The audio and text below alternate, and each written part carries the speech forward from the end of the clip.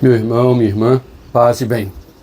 Então, começou a leitura da exortação apostólica Dilexi Te? Pois é.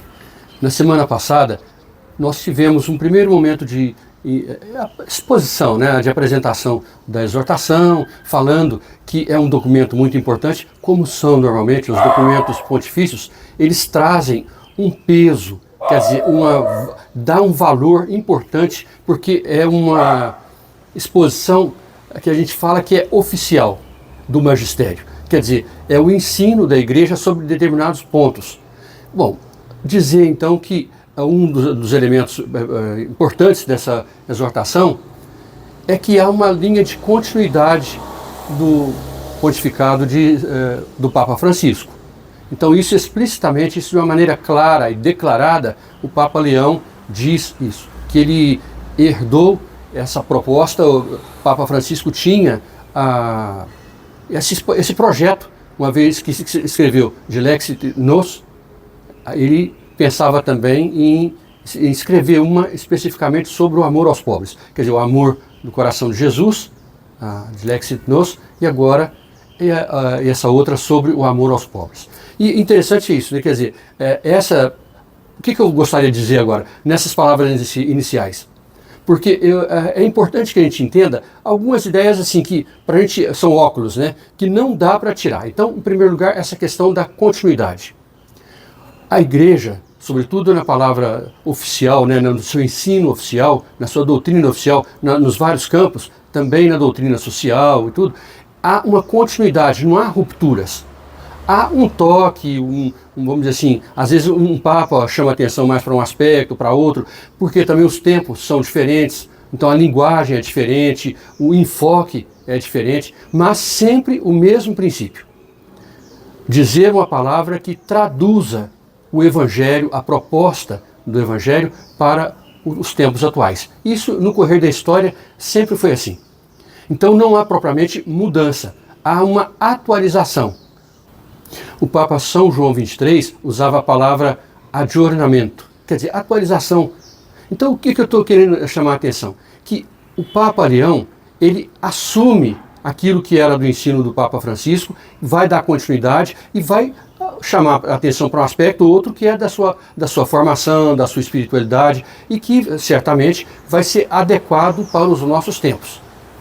Bom, dito isso, outro aspecto também que aparece além dessa questão da continuidade é que a intenção da encíclica, da exortação, encíclica, exortação, vou deixar um material aqui mostrando a diferença entre um documento e outro, tá? Mas há uma proposta de que, veja, nessa exortação nós temos que vencer uma indiferença, parece que há um clima de indiferença para com a pobreza que há no mundo, para com os pobres, o sofrimento dos pobres. Não é possível encontrar isso nos seguidores e seguidoras de Jesus, que ele se fez pobre por nós, por amor de nós. Bom, além dessa questão da indiferença, a Dilexit Te fala o seguinte, olha, é inseparável, a gente poderia falar inseparabilidade, é inseparável a fé do amor aos pobres. Pertence ao núcleo da proposta cristã você ter fé, vamos dizer assim, em Deus, proclamar essa fé em Deus e servir aos mais pobres, aos que mais sofrem. E por isso, outro aspecto, eu encerraria essa parte introdutória, é necessário que a gente perceba que, e essa é a denúncia da exortação, há uma economia que mata. Mas espera lá, economia? Sim, na doutrina social da igreja, um dos aspectos é falar da economia. Qual seria uma economia que estivesse a serviço da vida humana? Que estivesse a serviço para que todos tenham vida. Jesus disse, eu vim para que todos tenham vida e a tenham em plenitude, em abundância. Como diria o Monsenhor Juvenal Arduini, a vida exuberante. Então, é necessário que a gente compreenda que não dá para a gente ficar falando, vida espiritual, claro que é importante, não tem como deixar de falar, gente, a vida espiritual é o motor da nossa caminhada nesse mundo. Mas, se essa caminhada não nos levar ao encontro dos que mais sofrem, que vida espiritual é essa? Isolada das pessoas que são amadas por Deus? Mas vejam bem, aí eu vou deixar aqui, o que eu fiz ao ler esse documento?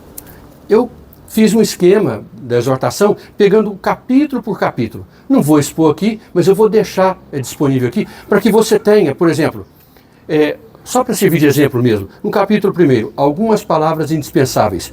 Eu coloco, olha, do número 1 ao 3, introdução e continuidade. Faço, vamos dizer assim, um resumo, né? Depois, 4 a 5, Jesus e os pobres. Falo também a respeito, né? Depois, 6 a 7. Não é que eu falo a respeito, quer dizer, eu pego os pontos principais daqueles números da exposição do Papa e condenso. Depois, 6 e 7, São Francisco de Assis e opção preferencial. 8 a 9, o clamor dos pobres. 10 a 12, insuficiência do combate à pobreza e novas formas de pobreza. E 13 a 15, preconceitos ideológicos. Aí, em cada um eu coloco os pontos principais, 2 ou 3 itens, que de certa forma condensam o que o Papa disse naqueles parágrafos. Depois, o capítulo 2, Deus escolhe aos pobres. Eu coloquei em cada capítulo o número de parágrafos que aquele capítulo utiliza. É bom que a gente veja, por exemplo, no capítulo 3, uma igreja para os pobres é o maior capítulo, que tem 46 parágrafos. Então, isso é significativo, porque o Papa Francisco, no início do seu pontificado, ele diz o seguinte: como eu desejaria, né, uma igreja pobre e para os pobres. Né? Depois, o capítulo 4 traz uma história que continua. Gostaria de dizer o seguinte: nesse capítulo maior, o capítulo 3, o Papa desce a algumas considerações muito concretas. Então não deixe de dar uma atenção especial na sua leitura a esse capítulo. Tá? Então, nesse capítulo 4 se fala da doutrina social da igreja e assim por diante, né? E o capítulo 5, um permanente desafio. Não dá para a gente ficar, se fazer de desentendido.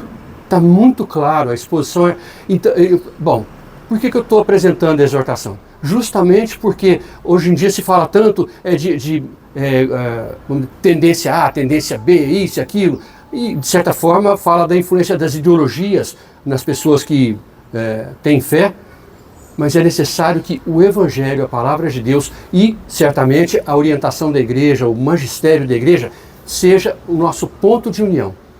A Palavra de Deus, Jesus, é o autor e consumador da nossa fé. Mas, depois, como é que o segmento dele é entendido na história?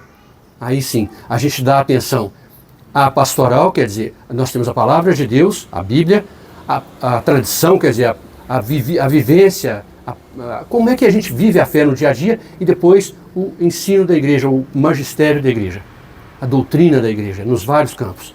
Então, não dá para uma pessoa se dizer cristã, ou no caso, cristã católica, se ela desconsidera o que os nossos pastores, sobretudo, os papas, né, têm ensinado no correr da história. Tá bom? Bom, o que eu vou dizer agora? Aproveite o material, explore bastante, não, vou dizer uma palavra meio assim mal criada, não ouse falar algo a respeito da igreja, vamos dizer assim, oficial, sem ler os documentos. Tá bom? Porque o que acontece? Eu estou falando alguma coisa aqui, né, no canal, e aqui na plataforma tem vários canais e tudo mais. Você encontra lives, eu vou deixar aqui uma live preciosíssima da CNBB.